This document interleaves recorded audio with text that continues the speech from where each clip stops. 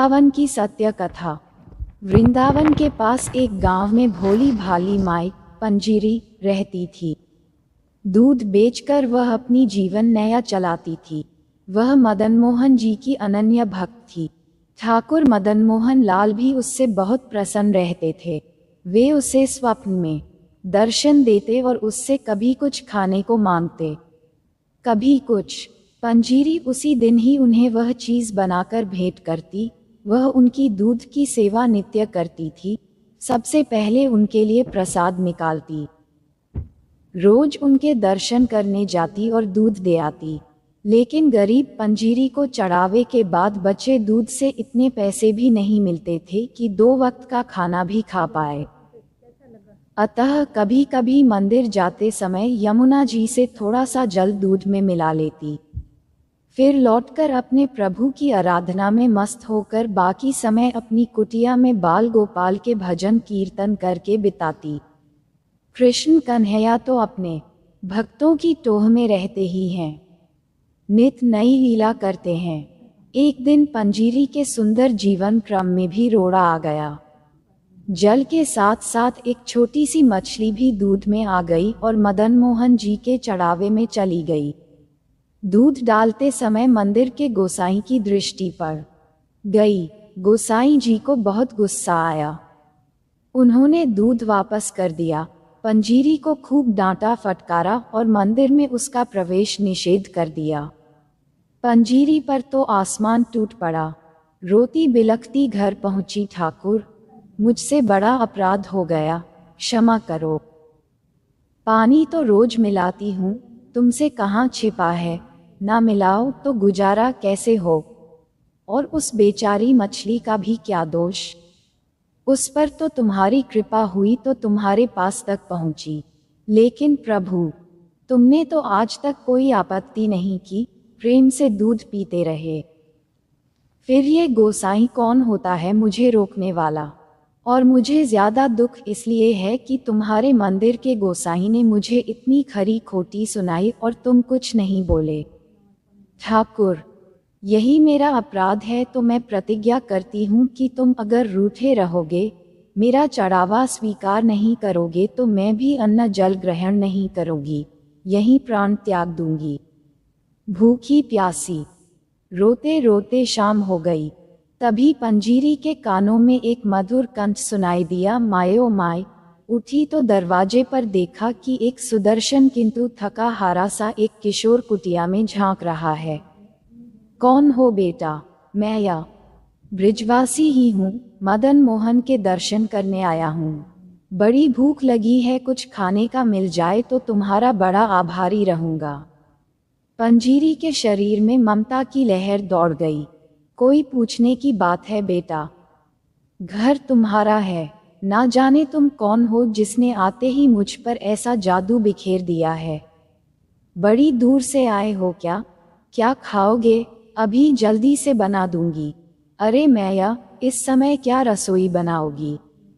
थोड़ा सा दूध दे दो, वही पीकर सो जाऊंगा। दूध की बात सुनते ही पंजीरी की आंखें डब्बा आईं। फिर अपने आप को संभालते हुए बोली, बेटा दूध तो है पर सवेरे का है, जरा ठहरो, अभी गैया को सहला कर थोड़ा ताज़ा दूध दोह लेती हूँ। अरे नहीं मैया, उसमें समय लगेगा, सवेरे का भूखा प्यासा हूँ। दूध का नाम लेकर तूने मुझे अधीर बना दिया है। अरे वही सुबह का दे दो, तुम बाद में दुहती रहना।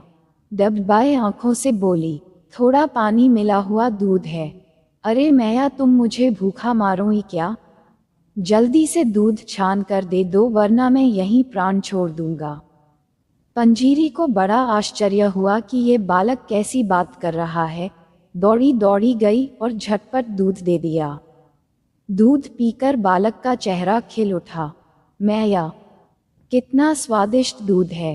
तू तो यूं ही ना जाने क्या क्या बहाने बना रही थी। अब तो मेरी आंखों में नींद भर आए है, अब मैं सो रहा हूँ। इतना कहकर वो वहीं सो गया। पंजीरी को फुर्सत हो गई तो दिन भर की थकान, दुख और अवसाद ने उसे फिर घेर लिया। जाड़े के दिन थे, भूखे पेट उसकी आंखों में नींद कहाँ से आती। ज्यादा बढ़ने लगा तो अपनी ओढ़नी बालक को ओढ़ा दी। दूसरे प्रहर जो आंख लगी कि ठाकुर श्री मदन मोहन लाल जी को सम्मुख खड़ा पाया। ठाकुर जी बोले, मैया मुझे भूखा मारेगी क्या? गोसाई की बात का बुरा मानकर रूठ गई। खुद पेट में अन्न का एक दाना तक न डाला और मुझे दूध पीने को कह रही है। मैंने तो आज तेरे घर आकर दूध पी लिया, अब तू भी अपना व्रत तोड़कर कुछ खा पी ले और देख। मैं रोज तेरे दूध की प्रतीक्षा में व्याकुल रहता हूँ, मुझे उसी से तृप्ति मिलती है।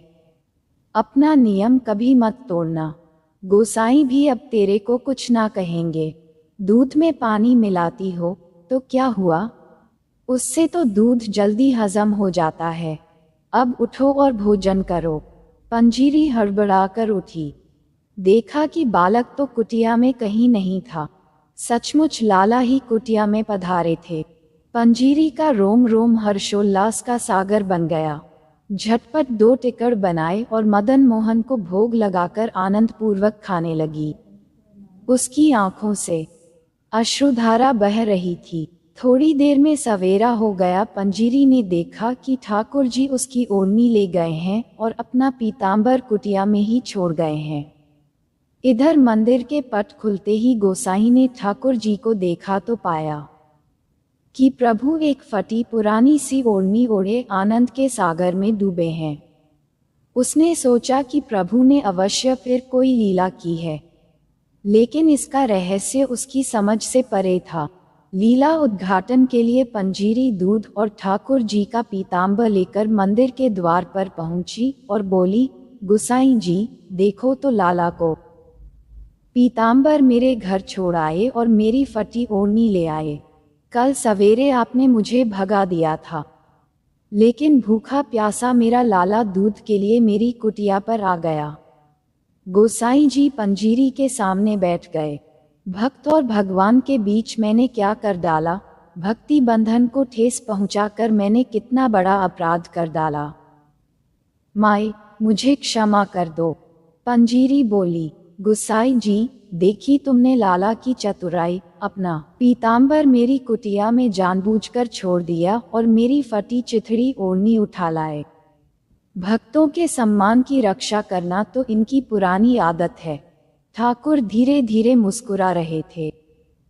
अरे मैया तू क्या जाने कि तेरे प्रेम से भरी ओढ़नी ओढ़ने में जो सुख है वो पीतांबर में कहाँ। जय श्री राधे कृष्ण।